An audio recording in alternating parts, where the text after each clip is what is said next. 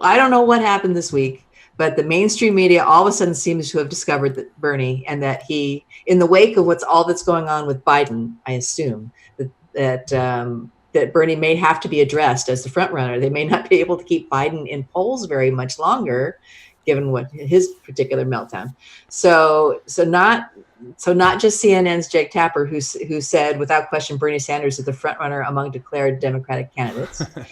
Not just Morning Joe, Joe Scarborough. Will Bernie Sanders be America's 46th president? His chances are much better than you might expect. We'll discuss why. Morning on Morning Joe. Okay, so they're going for the Sanders ratings. They're finally realizing that there's some ratings to be had in talking about Bernie Sanders, even if it's, they're kind of their double-edged kind of concern trolling type of stuff.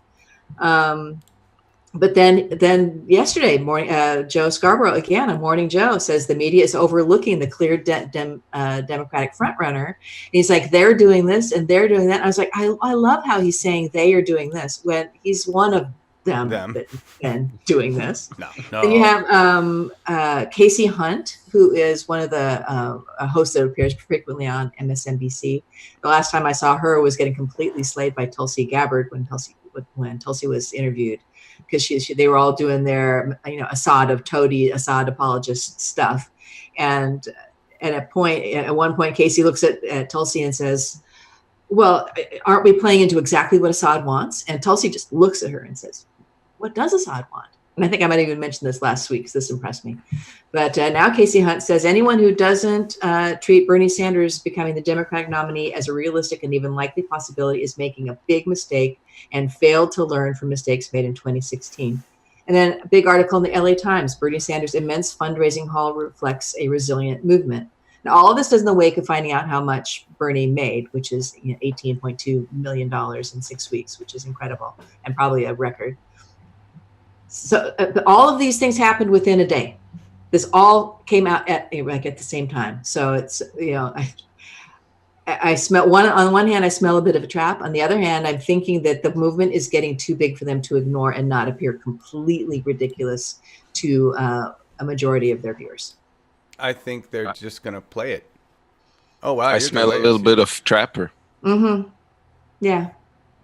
Yeah. I think they're only waiting until Joe Biden declares himself. Yeah. And they go, and everything changed in a second. And then watch Joe Biden start tanking in the polls. And then what will they do? And then maybe we were wrong. Then they're going back, but they would not support Bernie Sanders. Yeah.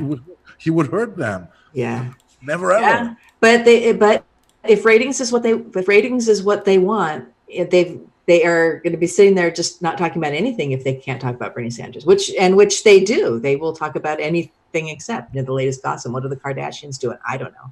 Rachel will always talk about Russia. The day that they flip the switch on Rachel's neck and she starts talking about Bernie Sanders, then I will know that the transition is. Yeah.